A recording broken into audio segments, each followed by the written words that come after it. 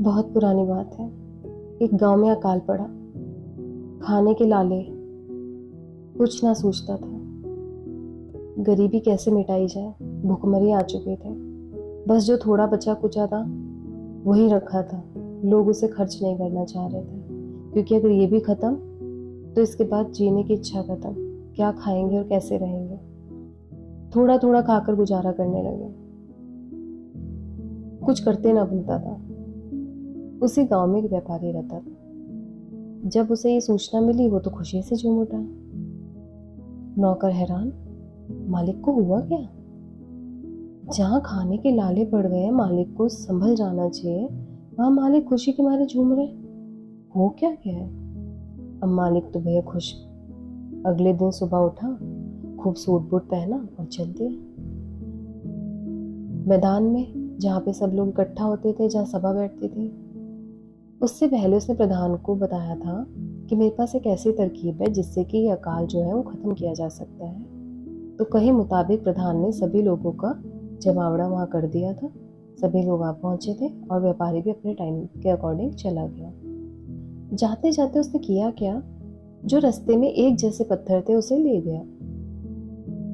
वहां खड़ा हुआ, उसने शुरुआत की। क्या, उसने बक्सा खोला जिसमें वो पत्थर थे और कुछ मंत्र वगैरह पढ़े। उसने कहा मैं तांत्रिक विद्या जानता हूँ और आपके घर में जो प्रेतों का साया है वो निकल जाएगा, लक्ष्मी जी की कृपा बरसेगी और सब अच्छे से हो जाएगा। चलो जी। अब क्या हुआ, उसने एक एक पत्थर सबको दिया। उसने कहा जो भी पति पत्नी का जोड़ा है वो आए और इसे ले ले, और इसके अलावा किसी को नहीं देना है। और यही प्रधान को भी उसने कहा। चलो हो गया सब कुछ। उसने कहा कि तीसरे दिन से ही कृपा आनी शुरू हो जाएगी, कमाइयां फिर से शुरू हो जाएंगी। अपने कहे मुताबिक उसने कहा कि मैं 7वें दिन फिर इसी मैदान में आऊंगा और आपसे 10-10 स्वर्ण मुद्राएं और 2-2 गेहूं के बोरे ले जाऊंगा। अब लोगों का क्या है, उन्होंने कहा जब इतना पैसा आएगा ही तो थोड़ा सा देने में प्रॉब्लम क्या है, दे देंगे। चलो जी। अब 7वें दिन वो अपने कहे मुताबिक पहुंचा।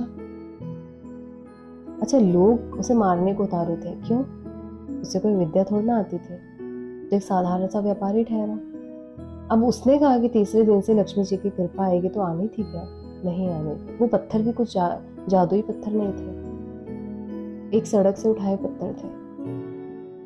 अब जब लोग गुस्से से भरे हुए पहुंचे 7वें दिन, अब व्यापारी पहुंचा।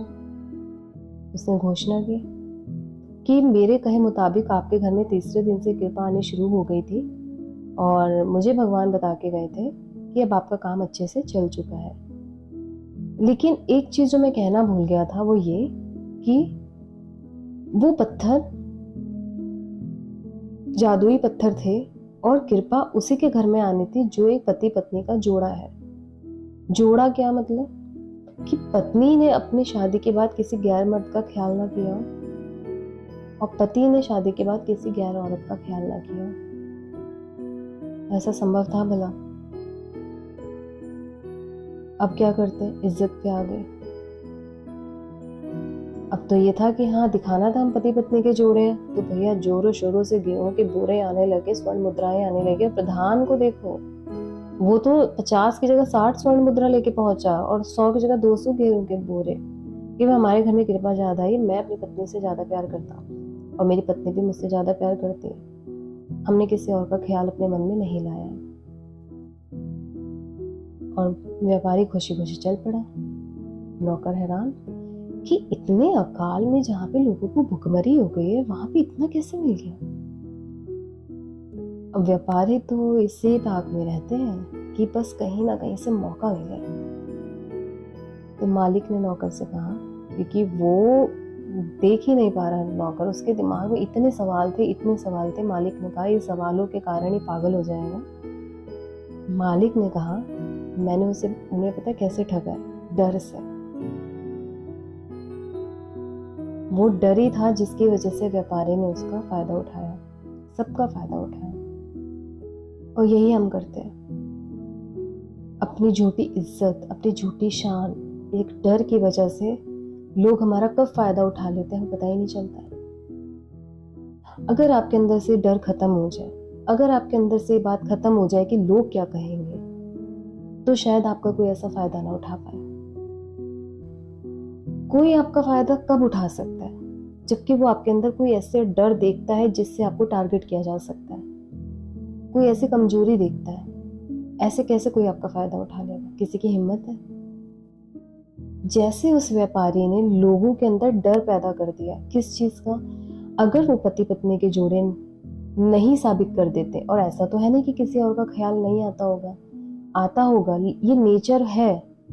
और एक बार को औरत तो फिर बर्दाश्त कर जाए, लेकिन आदमी के मन में तो आता ही होगा। लेकिन वो डर से खेल गया। उसने कहा कि अगर आज मैं ये कह दूंगा तो सभी देखो बढ़ चढ़ के आएंगे, और हुआ भी ऐसा। यही आपके साथ होता है। आप कुछ भी करने जाते हो ना, सबसे पहले आपके अंदर डर बैठ जाता है कि मैंने अगर ऐसा किया तो शायद समाज मेरे को निकाल दे, शायद ये सोसाइटी मुझे एक्सेप्ट ना करे, या मेरे घर वाले इस चीज़ के अगेंस्ट हो जाए। और ऐसा नहीं सिर्फ ये पर्सनल लाइफ के बारे में, करियर के बारे में भी आपके अंदर डर बैठा दिया जाता है कि अगर इस करियर से उठ के वहां गए तो हम आपसे कोई रिश्ता नहीं रखेंगे। सबसे बड़ा, घर का तो सबसे बड़ा एक डायलॉग होता है, आपसे रिश्ता नहीं रखेंगे। बस वही डर गए आप। आपकी अगर नीयत साफ है, आपको किसी चीज का डर नहीं है, आपको पता है कि इसमें आप ग्रोथ कर सकते हो, तो डर कैसा? अब से कोई आपका फायदा उठाए ना, तो उसका ब्लेम उस पर कभी मत देना, उसके जिम्मेदार आप हैं। कभी किसी को अपना फायदा उठाने मत देना। अगर किसी ने आपका फायदा उठाया तो उसने आपके अंदर की कमजोरी पकड़ ली है और आपने उसे दिखा दिया। किस बात से डर लगता है? अकेले हो जाने से। अरे अकेले हो गए तो बहुत अच्छी बात है, परमात्मा आपके पीछे है, उसने आपको चुन लिया है। अकेले हो जाने का मतलब ही है कि भगवान ने आपको चुन लिया है, और इससे ज्यादा क्या प्रूफ चाहिए? नीयत साफ रखें, जहां भी जाए सफल होंगे, बस नीयत को गलत मत करना। आपका डर ही लोगों को मजबूर करेगा फायदा उठाने के लिए, अदरवाइज कोई दुनिया में ऐसी चीज नहीं है जिससे कोई आपका फायदा उठा सके।